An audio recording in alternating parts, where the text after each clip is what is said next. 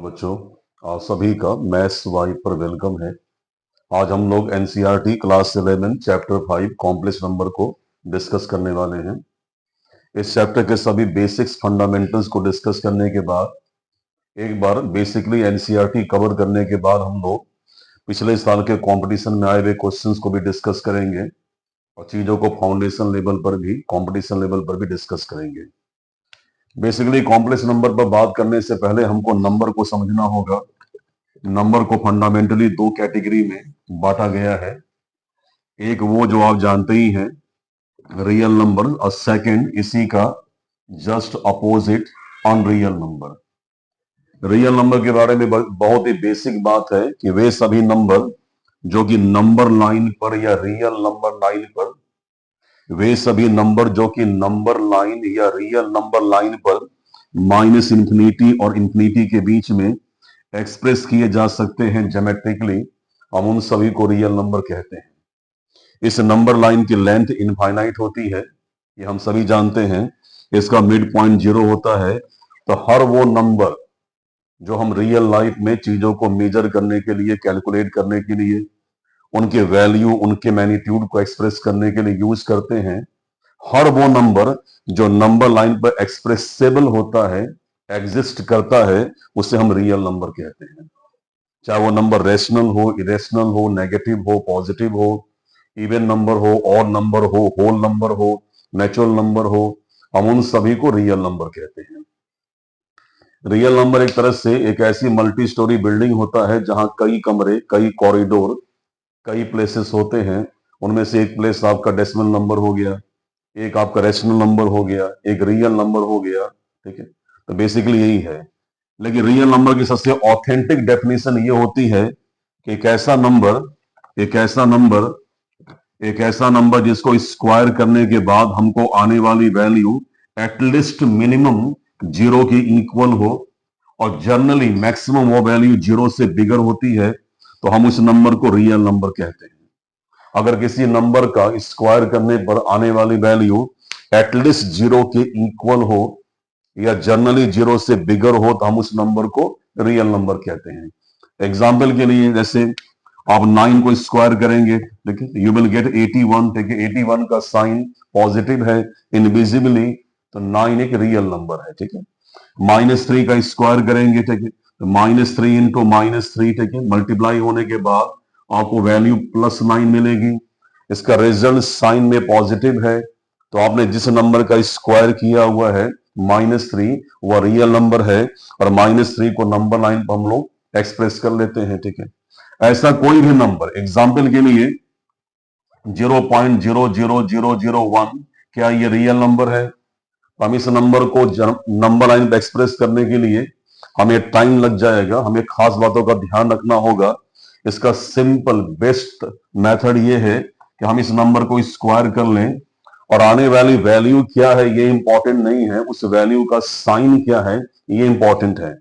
अगर ये नंबर पहले से पॉजिटिव है, तो एनी पॉजिटिव नंबर को जब हम मल्टीप्लाई करेंगे प्लस साइन के नंबर से, तो रिजल्ट डेफिनेटली पॉजिटिव ही आएगा, यानी ये नंबर भी रियल नंबर है। ठीक है, वैसे ही कई कई नंबर्स आपको मिलेंगे, जैसे √2, √2 को स्क्वायर कीजिए, ठीक है, ठीक है, आंसर आपको +2 मिलेगा, साइन फिर से पॉजिटिव है, तो √2 भी रियल नंबर है। ठीक है, जैसे -√2, इसको स्क्वायर कीजिए, ठीक है, तो -√3 का स्क्वायर, ठीक है, +3 देगा। ठीक है, साइन पॉजिटिव है, तो ये सभी नंबर जिनका स्क्वायर पॉजिटिव वैल्यू प्रोवाइड करता है, वे सभी रियल नंबर हैं। ठीक है, इनमें एक नंबर 0 भी आता है, जो कि नंबर लाइन के एग्जैक्ट मिड पॉइंट पर लाइज करता है 0। ठीक है, 0 का स्क्वायर करेंगे तो 0 मिलेगा, इसका कोई भी साइन नहीं है, ये न्यूट्रल नंबर होता है, ना ही यहाँ प्लस साइन मेंशन है, ना ही माइनस साइन है, ये नंबर लाइन का, ठीक है, बाइसेक्टर है, मिड पॉइंट है, तो ये न्यूट्रल हो जाता है। ठीक है, ना ये दाईं तरफ है, ना ये बाईं तरफ है। तो हर वो नंबर जिसका स्क्वायर करने पर हमको एटलीस्ट 0 मिले, या उससे कोई बड़ी वैल्यू, उससे कोई पॉजिटिव वैल्यू मिले, they are called real number. ठीक है, अब बात करेंगे अनरियल नंबर के बारे में। ठीक है, तो रियल नंबर की डेफिनेशन का ठीक रिवर्स, ठीक नेगेटिव, ठीक इसी का अपोजिट अनरियल नंबर होता है। यानी हर वो नंबर जिनको स्क्वायर करने पर आने वाली वैल्यू क्या है ये मैटर नहीं करता है, उस वैल्यू का साइन अगर नेगेटिव है तो वो नंबर अनरियल नंबर है। ठीक है, हर वो नंबर जिसको स्क्वायर करने पर हमें एक ऐसा आंसर मिले जिस आंसर का साइन नेगेटिव हो, ठीक है, तो हमने जिस अमाउंट को स्क्वायर किया था that's a unreal number. Unreal number को कभी भी आप किसी भी मेथड से नंबर लाइन पर ज्योमेट्रिकली एक्सप्रेस कर नहीं सकते हैं। ये नंबर लाइन केवल और केवल केवल रियल नंबर को ही एक्सप्रेस करती है, केवल यहां पर रियल नंबर ही एग्जिस्ट करते हैं। तो जो नंबर अनरियल हैं, जो नंबर एग्जिस्ट करते ही नहीं मैथमेटिक्स में, उन्हें हम कैसे शो कर पाएंगे? ठीक है, तो अनरियल नंबर को आप मोटी मोटा ऐसे भी कह सकते हैं कि वे सभी नंबर जो रियल नंबर लाइन पर एक्सप्रेसेबल नहीं होते हैं किसी भी मेथड से, they are called unreal number. देखिए बेस्ट तरीका यही है कि जब किसी नंबर को स्क्वायर करने पर आने वाली वैल्यू का साइन नेगेटिव होगा तो वो नंबर अनरियल नंबर होगा। इसको हम लोग ऐसे भी कह सकते हैं कि एक नंबर जो कि साइन में नेगेटिव है वो रियल है। -3, -7, -11/5, ठीक है, ये सभी नंबर रियल नंबर है, हम जानते हैं। लेकिन रियल नंबर का स्क्वायर रूट, ठीक है, ये अनरियल नंबर होगा। तो अनरियल नंबर को हम लोग ऐसे भी समझ सकते हैं कि वे नंबर जो रियल नंबर का स्क्वायर रूट, ठीक है, रिप्रेजेंट करते हैं, they are not real, they are imaginary, hypothetical number कहा जाता है इनको है। ठीक है, जैसे -3 रियल नंबर है लेकिन रूट -3 अनरियल नंबर होगा। जैसे -1 रियल नंबर है, ठीक है, लेकिन रूट -1 अनरियल होगा। -11/7 ये रियल नंबर है, इस नंबर का स्क्वायर रूट अनरियल नंबर होगा। और ऐसे अनकाउंटेबल नेगेटिव नंबर मिलेंगे जिनके स्क्वायर रूट्स आपको कभी भी रियल नहीं अनरियल मिलेंगे। ठीक है, मैं इसको यहां से मिटाता हूं, आगे चलता हूं। ठीक है, तो जब अनरियल नंबर को इन्वेंट करने की बात आई होगी तो लोगों ने देखा होगा कि चाहे वो -1 हो, चाहे वो -3 हो, चाहे वो -7 हो, चाहे वो -9/7 हो, चाहे वो -22/3 हो, या कोई भी नंबर हो, इन सभी अनरियल नंबर में -1 एक नेचुरल कोफिशिएंट के तौर पर छिपा रहता है। -1 को -1 × 1, वैसे ही -3 को -1 × 3, वैसे ही -7 को -1 × 7, यानी सभी नेगेटिव नंबर में हम लोग -1 को इनविजिबल नेचुरल कोफिशिएंट के तौर पर देख सकते हैं, या दिखता ही है सामने। ठीक है, होता ही पहले से है। इसीलिए उन्होंने कहा था कि -1, क्योंकि ये सभी नेगेटिव नंबर में एक छिपे हुए मल्टीपल के तौर पर होता है, तो -1 का स्क्वायर रूट जो होगा ये किसी नंबर के इमेजिनरी होने का यूनिट कहा जाएगा, जिसको हम लोग आई से एक्सप्रेस करते हैं। इसको हम लोग आयोटा भी कहते हैं। ठीक है, ठीक है, आई बराबर केवल √/-1 ही पॉसिबल है, क्योंकि आई मीन्स इमेजिनरी, यानी कि जो नंबर रियल नहीं होते हैं। ठीक है, और किसी नंबर की इमेजिनरी होने का कॉन्सेप्ट ये है कि किसी नेगेटिव साइन के नंबर का स्क्वायर रूट ही इमेजिनरी होगा, और केवल -1 ही वो नंबर है जो सभी नेगेटिव नंबर में बेसिकली नेचुरली, देखिए, एक छिपे हुए मल्टीपल के तौर पर दिया होता है। इसीलिए यह कॉन्सेप्ट बना था कि -1 का स्क्वायर रूट ही किसी नंबर के अनरियल होने का यूनिट या रिप्रेजेंटेशन बनेगा। ठीक है,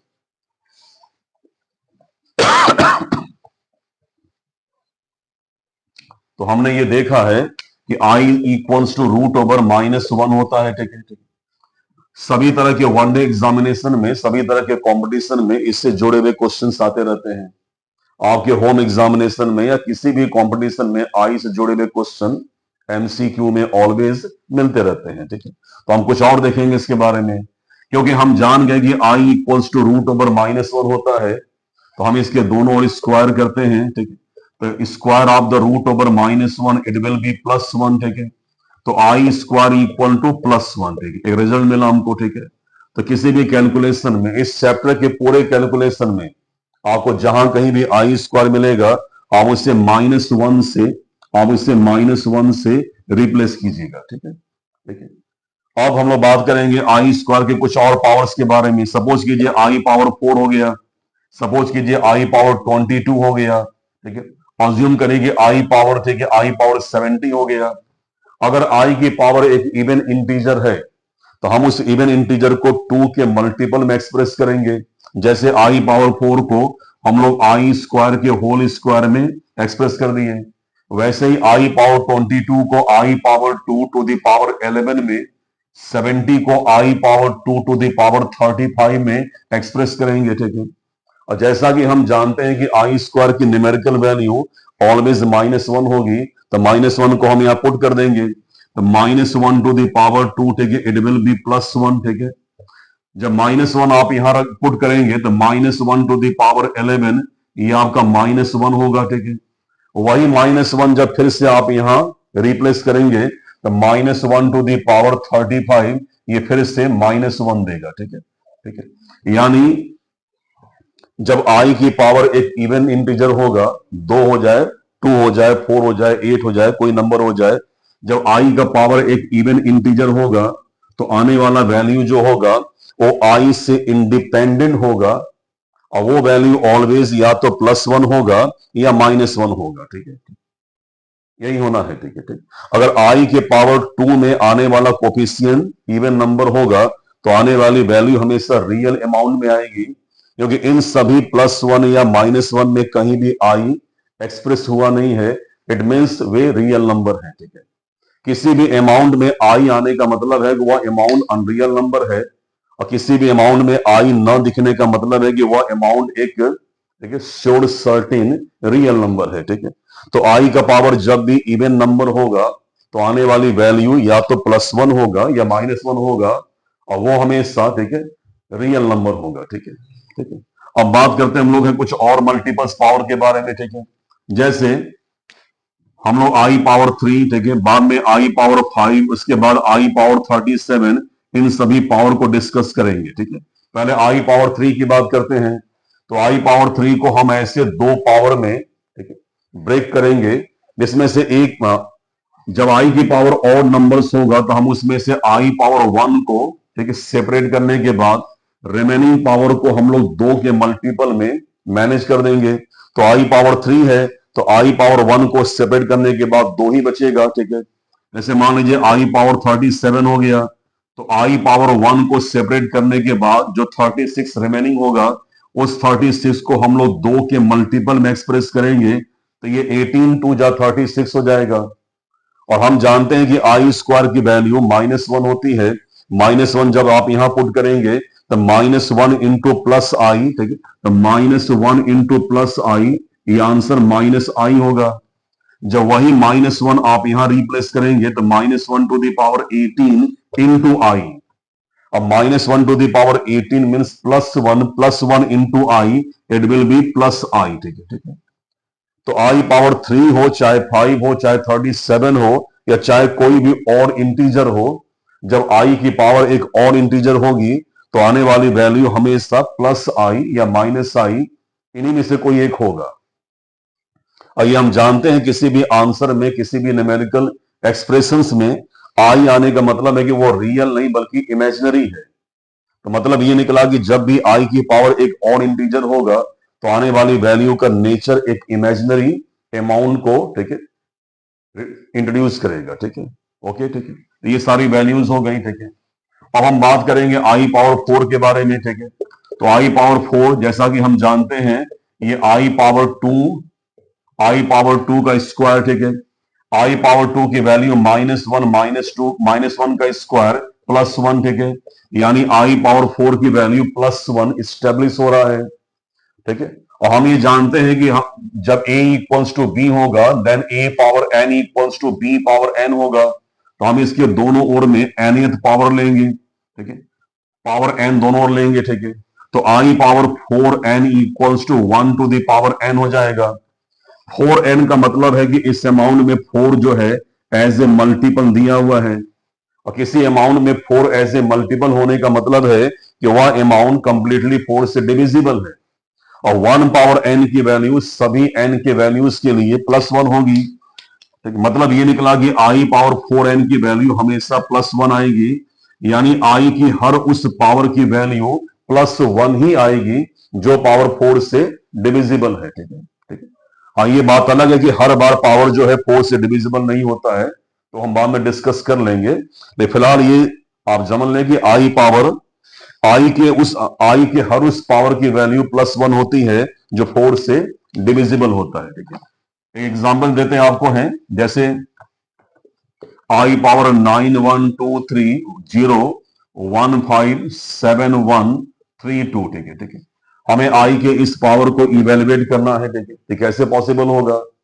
ये बिल्कुल पॉसिबल नहीं कि आप इस पावर में 4 से डिवाइड करने के बाद ये चेक करने जाएं, या इस पावर को आप 2 के मल्टीपल में एक्सप्रेस करने जाएं। ये इजी टास्क नहीं है। ठीक है, हमें केवल ये देखना है कि इसके अंतिम के 2 डिजिट कैसे हैं। हम ये जानते हैं कि किसी भी नंबर के 4 से डिविजिबल होने के लिए उस नंबर के बाकी डिजिट मैटर नहीं करते हैं, केवल उस नंबर के अंतिम के 2 digit as a individual number ऐसे नंबर होने चाहिए जो कि पर्सनली 4 से डिविजिबल हो। बाकी डिजिट क्या है ये मैटर नहीं करता है।